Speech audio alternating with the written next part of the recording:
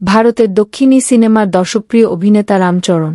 বর্তমানে চাহিদা সম্পন্ন তারকাদের অন্যতম তিনি। আলোচিত RRR সিনেমার জন্য মোটা অঙ্কের পারিশ্রমিক নিয়েছেন। এবার জানা গেল ফের পারিশ্রমিক বাড়িয়েছেন রামচরণ। ট্রেন্ডস নিউজ 69-এর তথ্য অনুসারে গেম চেঞ্জার সিনেমার জন্য 95 থেকে 100 কোটি রুপি পারিশ্রমিক নিয়েছেন রামচরণ। RC16 শিরোনামে নতুন একটি সিনেমার কাজ হাতে নিয়েছেন তিনি। এ সিনেমার জন্য পারিশ্রমিক বৃদ্ধি করেছেন। সিনেমাটির জন্য 125 থেকে 130 কোটি রুপি নিয়েছেন। বাংলাদেশি মুদ্রায় 177 কোটি 97 লাখ টাকার বেশি পারিশ্রমিক নিচ্ছেন এই অভিনেতা। তেলেগু ফিল্ম ইন্ডাস্ট্রির ব্যয়বহুল তারকাদের মধ্যে রামচরণ অন্যতম। স্পোর্টস ড্রামা ঘরানার RC16 সিনেমা পরিচালনা করবেন বুচি বাবু। এতে রামচরণের বিপরীতে অভিনয় করবেন জাহ্নবী কাপুর।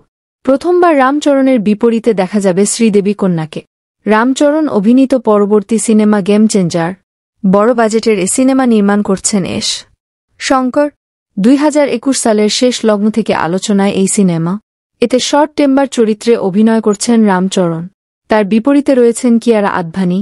এখনও সিনেমাটির মুক্তি তারিখ নির্ধারিত হয়নি। তাছাড়াও RC17 সিনেমার কাজও রামচরণের হাতে রয়েছে। এটি নির্মাণ করবেন সুকুমার। দক্ষিণী সিনেমার সুপারস্টার চিরঞ্জীবীর পুত্র রামচরণ। তারকা সন্তানদের সবাই পূর্বসূরির সম্মান ধরে রাখতে পারেন না, কিন্তু রামচরণ পুরোপুরি ব্যতিক্রম।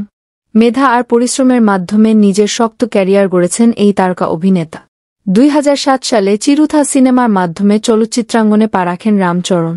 তেলেগু ভাষার এ সিনেমায় রামচরণ তার সহশিল্পী হিসেবে পান নেহা শর্মাকে। এটি পরিচালনা করেন পুরী জগন্নাথ। মুক্তির পর বক্স অফিসে দারুণ সাড়া ফেলে। শুধু তাই নয়, নবাগত অভিনেতা বিভাগে ফিল্মফেয়ার পুরস্কারও জিতে নেন রামচরণ। এরপর আর পেছন ফিরে তাকাতে হয়নি তাকে।